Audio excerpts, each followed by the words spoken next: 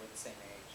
So Big Star was kind of in the, they were always being referred to in the 90s, early 90s. Brit Pop was huge. Teenage Fan Club was, I don't know if they were they on the charts? I mean, they were big. And I kind of ignored it a little bit.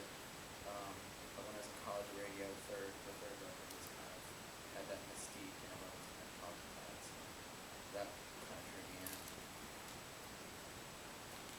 Had the three of you worked together before? Never. And then I'd love to know a little bit about like some of the archival footage that you found. Was that stuff that the studio had shot? Stuff that you guys shot in a band, or have you wanted to have shot in a band, or all the recorded sessions? 16mm footage that the band, that was Danny Hellman had taken a college class, a college filmmaking class, and he had shot that into the music video for the recording. Jody, what do you remember? What do you remember of that? Do you remember him shooting that stuff? Yeah, I remember that. I mean, I think he took that course specifically so he could check out a 16mm camera. And he had plans to make a music video for the 13 and one for Dollar Bill Widow. Hence the shots of the teenagers and the shot of Alex and their draft board. That's what I wanted to add, yeah. I mean, and on the box set you hear the old lyrics for Dollar Bill, which are all about dodging the draft. And our co-producer Brian was always like, I'm glad that they got rid of those timely lyrics, because then it would have been stuck in that time. But it was kind of all about like not wanting to go to war, which is beautiful. But it became more sort of universal by getting rid of those lyrics. But yeah, they go up to the draft board. There's a cop checking them out and stuff. He's hiding from the G-men and stuff.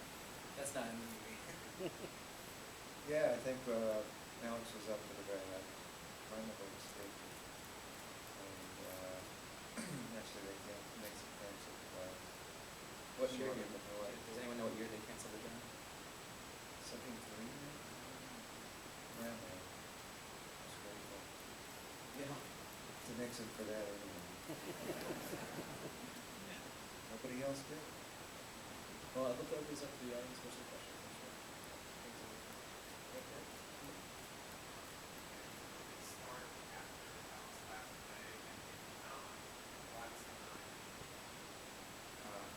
If you know anything about Alex, you might realize he might have issues with being in the documentary about Big Star. And Danielle was just on him like a, what, metaphor? Well, the original album title for like Flies on Shepherd was like Flies on Shit. So I was on him like Flies on Shit. I called him like a zillion times and was like, and he would tease me a little bit and be like, and go, nah, cat and mouse a little bit. But you know, he was incredibly sweet and generous with his time with us, and we all love Alex, but he just didn't want to do interviews. So the project started back in 2007, and I just started shooting, but the kind of momentum for shooting didn't really start until, actually it was gearing up right before Alex passed, and then as soon as he passed, suddenly everyone's like, oh my God, you're making a Big Star movie. And then the momentum started building, but it was sort of like a bit of an icky feeling for a minute. We felt like this is how we didn't start making this for Alex. We were already into it for 3 years at that point. Yeah, there was a real outpouring for Alex that was surprising at the time. I mean, he got more press, and again, you might notice, I mean, we just got great press today, and I still like chalk it up to John King getting the records in the hands of like college radio kids in 72, 73, 74, who are all in the media now. So, you know, Alex, I mean, Holly George Warren is doing the biography out in fall, I think. March, okay, on Viking. She's one of those people. A lot of these, and she works for the Rock and Roll Hall of Fame, and like, you know, gave him a nice photo in that the catalog, the booklet for that year. And he was on. Remember, he got an obit for the Grammys, and it was like right after Solomon Burke. You know, it was like Solomon Burke, and then Alex Chilton. He got like a real nice front and center sort of showcase. So yeah, that was kind of cool. But yeah, I remember feeling like we are sort of benefiting off of the new press. Good question.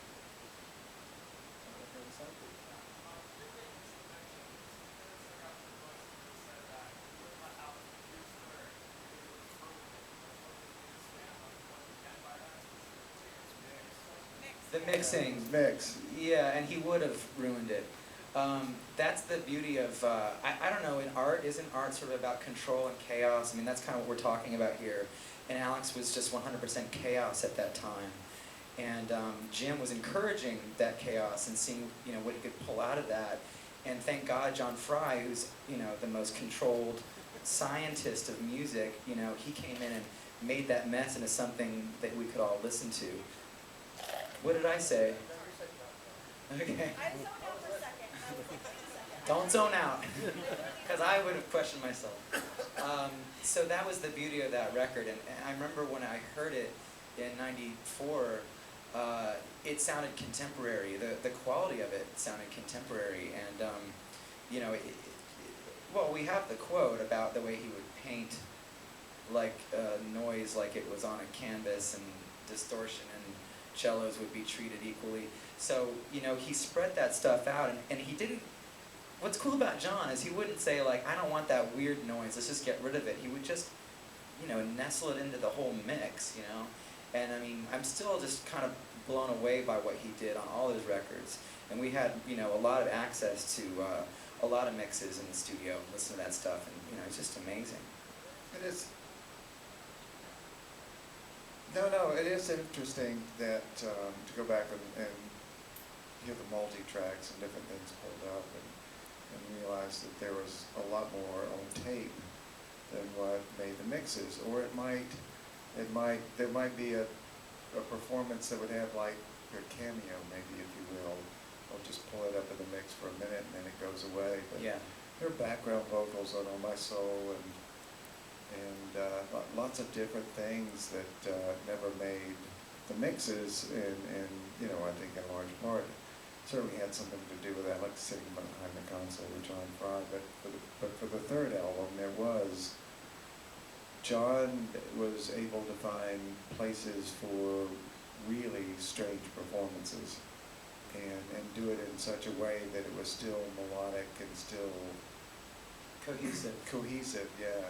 So, And yeah, I was John also going to say, based on what you were saying, that John said when we did this really great thing, we're going to put it in the extras, where John's kind of giving us like an audio engineering course. And one of the things he was saying is, just because an instrument is in the mix doesn't mean it has to stay throughout. You know, you can bring something in for a moment and then drop it Yeah. out.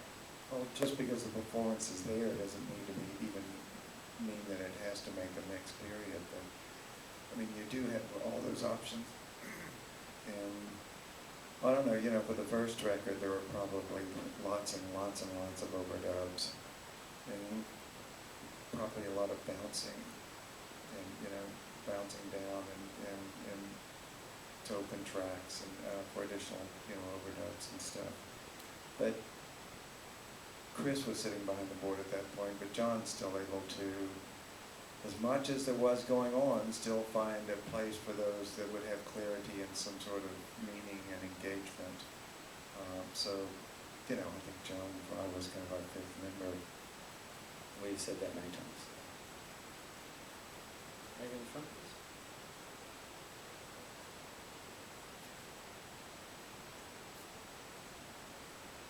I'll repeat that for you. She's asking about the erasing of the tapes. Most was a loss, but remember that the record had already been made, so you know, whatever you call it, the final print of them, you know, the master. Yeah, the master. The So they two-track can't- master. They can't make new mixes of #1 record.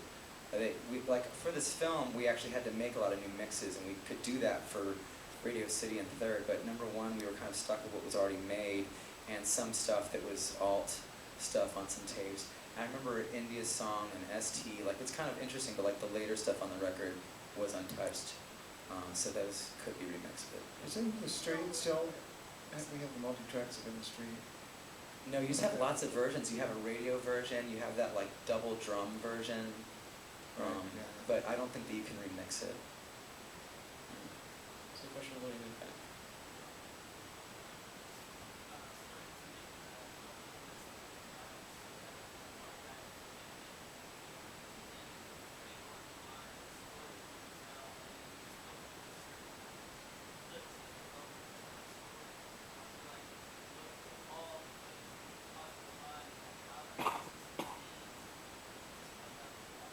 It's the latter, I think. I mean, I had the idea for the story, but you respond to them. Sorry. He's asking about which comes first, coming up with an idea and then fitting in the source material into the idea, or do you respond? And I was going to say I respond to the source material. I just, things that I love that resonate, you know, got to make that work somehow. You know, my feeling was, and this was personal to me, I was like, is this band even real? You know, I actually felt like this band's not even real because, and that's why for a long time I was always grabbing at pop cultural, you know, references. And I mean, there's a lot of them in the film, and there were more. I mean, they were talking about John Denver being #1 on the radio, Big Star opened for Badfinger. You know, these things helped me. I was like, oh, okay, I can imagine that. I remember Badfinger. Oh, wow, they're opening for Badfinger. So a lot of the time, I needed that stuff. But with the source material, all we really had was that 20 minutes of 16mm, and thank God, to go along with that, Andy was recording audio of y'all in the studio, and when you're doing the overdubs, when he was shooting that footage. So I mined that forever. It was almost 3 hours of stuff, and just, you know, there was a lot of nothing, but every time I found like a nice little moment of conversation, I would save it. And so try to create like a sort of oral foundation underneath when they first are in the studio, and it felt like something to me. And I remember what it felt like. I understood how Chris acted. A lot of the time when people are talking about Chris Bell, they're talking about this sort of delicate, fragile character, but he was actually like a really hot. He was a hot shot. I mean, he was really cool and very wry. Like, that's why the line about, like, which way do I stand in relation to this mic? And he's like, oh, in front of it. Like, he was always like that. And at one point he's like, man, I ought to be getting paid for this shit, you know? Like, I'm working overtime on y'all. And, you know, like, he was really funny. And Alex was always like, what do you think of that? And he was like, it's okay, it's pretty good. You know, he was always kind of like keeping Alex in check. And that was a big surprise for me. Alex at that time was unsteady because he was coming off of being sort of a pawn in the Big Star machine, Box Tops machine. And then he was hiding in his apartment in Greenwich Village trying to learn how to play guitar. So Chris was kind of the pro, and he let Alex come in and bring amazing songs like, pretty good, let me see what I can do with that. So.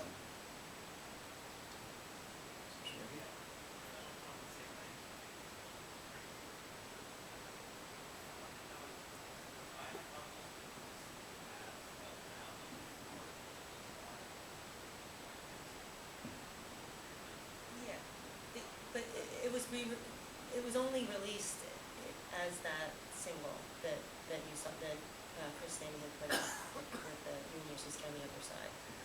And then no one, you know, barely anyone heard it. And then it was re-released later by Ryko Disc with It's a full length. It's a full length. Yeah. But it's not But an it's album. not, it's It's a collection. a collection of all of Chris Bell's music that was We never don't heard. know. What do you say? I don't know, I'd listen to it as an album myself. Okay, I have a question. Like, what Chris Bell songs had you heard around 75, 76? Like, what did you know he had made?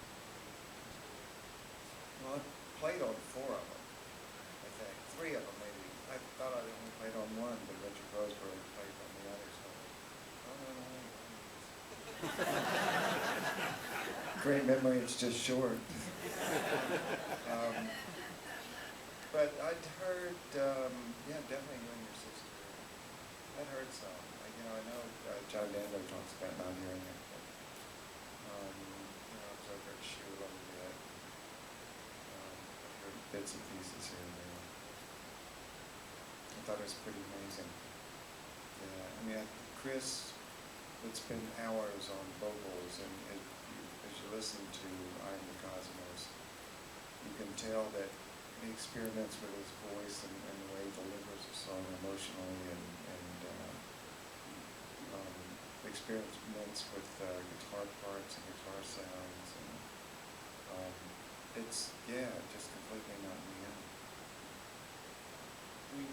We need to start wrapping it up. We got time for about one last question. Unless you have something. I guess one thing, I mean, there are a lot of stuff we couldn't include in working on DVD extras now, but John Tiven, who is in the film for a bit, was saying he remembers Chris very, like, kind of a little bit worried about what he was going to do with his life at that time that he was working at Danvers and doing some stuff on the side.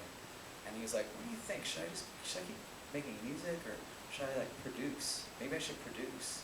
Tiven's like, yeah, that's what you should do. So I always find that good. It's interesting to know that. He was relying so much on his musical aspirations for so long and being a quote-unquote star or whatever that is, which was becoming less and less meaningful as time wore on. And he was starting to say, well, how do I make this interest of mine work? And he was very adept at, working in the studio. John Dando says talks about in the film that he couldn't see Chris beyond being a musician and being in a band, and wondered how he was going to make his way kind of in the world. And I admit, I had that same feeling. I wondered. Chris worked for his dad. His dad, Vernon Bell, started a chain of roast beef restaurants called, whatever it's called. Anvers. Sorry, tripping.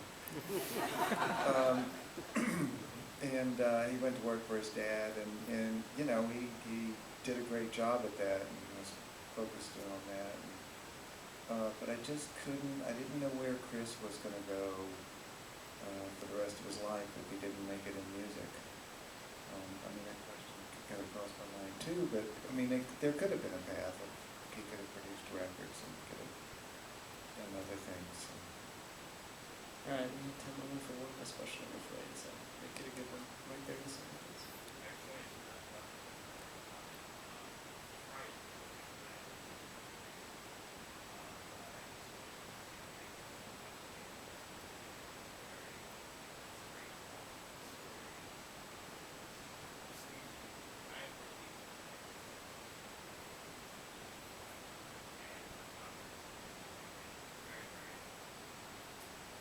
That is incredibly wonderful.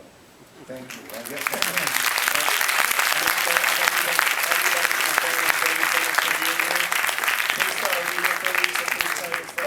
Yeah, we're going to go to Mekong on 6th Avenue and King on this side of the street. We just ate there, and the kitchen's open until 11. Yeah, if you give me a drink, I'll tell you whatever. And Jody too. I've got to go to LA in the morning. Thanks again, everyone. Have a good night.